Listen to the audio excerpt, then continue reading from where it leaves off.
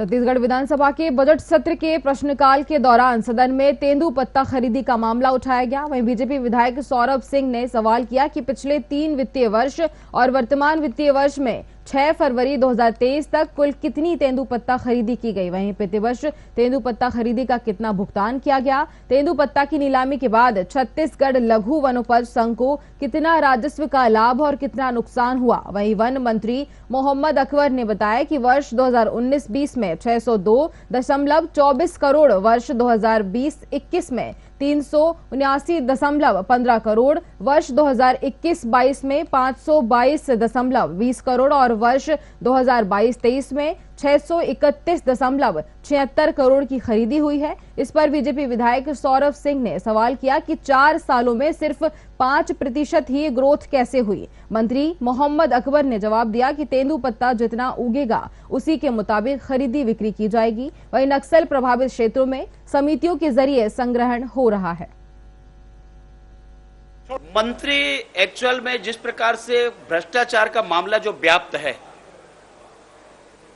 सरकार की संलिप्तता ऐसी लगती है कि वो बचाने का अधिकारियों को प्रयास करते हैं। जब प्रमाणित हो चुका है, निलंबित हुआ है, तो एफआईआर होनी चाहिए और उसके आगे की कार्रवाई होनी चाहिए। मुझे लगता है कि बिना एसआईटी के इसका जांच संभव नहीं होगा। अब देखेंगे आगे चलकर किसमें और क्या हो सकता है। प्रदेश में तेंदूपत्ता खरीदी का मामला उठा था और तेंदूपत्ता लघु वनोपज का सबसे बड़ा अंग है और लगभग 600 करोड़ के ऊपर की खरीदी होती है। परंतु इस सरकार के बनने के बाद तेंदूपत्ता खरीदी में सिर्फ 5% की वृद्धि हुई है। वृद्धि नहीं होने का कारण मंत्री जी स्पष्टता से नहीं बता पाए। वृद्धि न होने के 2 स्पष्ट कारण हैं। एक तो नक्सल प्रभावित क्षेत्रों में वनोपज की खरीदी, तेंदुपत्ता की खरीदी राज्य सरकार नहीं कर रही है और वो खरीदी के लिए उन्होंने जो ढील छोड़ दी है, वो ढील के कारण अलग से तेंदुपत्ता संग्रहण करके नक्सलियों के पास वो पैसा जा रहा है।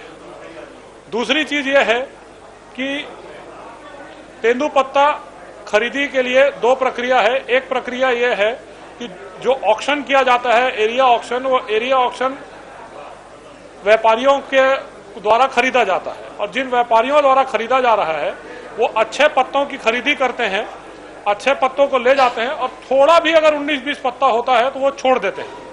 वो संग्राहकों का नुकसान होता है, उस पर राज्य सरकार कोई कार्रवाई नहीं कर रही है। इसके साथ साथ जो समितियां प्रॉफिट में हैं, वो प्रॉफिट की समितियों का पैसा नुकसान की समितियों पर ट्रांसफर किया जा रहा है। तीसरी बात, जो ये बार बार गवर्नर एड्रेस में बोल रहे हैं कि 250 करोड़ रुपए प्रति वर्ष का फायदा हो रहा है, वो फायदा भी नहीं हो रहा है। उसका कैलकुलेशन भी 200 करोड़ का ही है। 901 समिति है और हर साल तेंदुपत्ता की खरीदी पहले तत्कालीन सरकार के समय 2500 रुपया प्रति मानक बोरा था, अब 4000 रुपया प्रति मानक बोरा के हिसाब से खरीदी होती है। सौरभ सिंह जी का मूल प्रश्न ये था कि जो घाटे की समिति है, तो क्या उसको लाभ वाली समितियों का कुछ हिस्सा दिया जा सकता है उसकी प्रतिपूर्ति के लिए। तो वो नियम में है कि 5% जो राशि है वो उसके घाटे वाली समितियों को दिया जा सकता है और 15% जो राशि है जो लाभ में से, वो बाकी के जो लघु अनुपज की जो खरीदी होती है उन समितियों के लिए, जिसमें 139 वन धन केंद्र हैं और 13,900 महिला स्वयं सहायता समूह हैं, तो इनको वो राशि दी जाती है ताकि वो लघु अनुपज का क्रय कर सकें। 7 लघु अनुपज क्रय भारत सरकार की तरफ से है और छत्तीसगढ़ सरकार ने इसको बढ़ाकर 65 लघु अनुपज क्रय लगातार कर रही है और अभी कोदो, कुटकी, रागी को भी उसमें जोड़ दिया।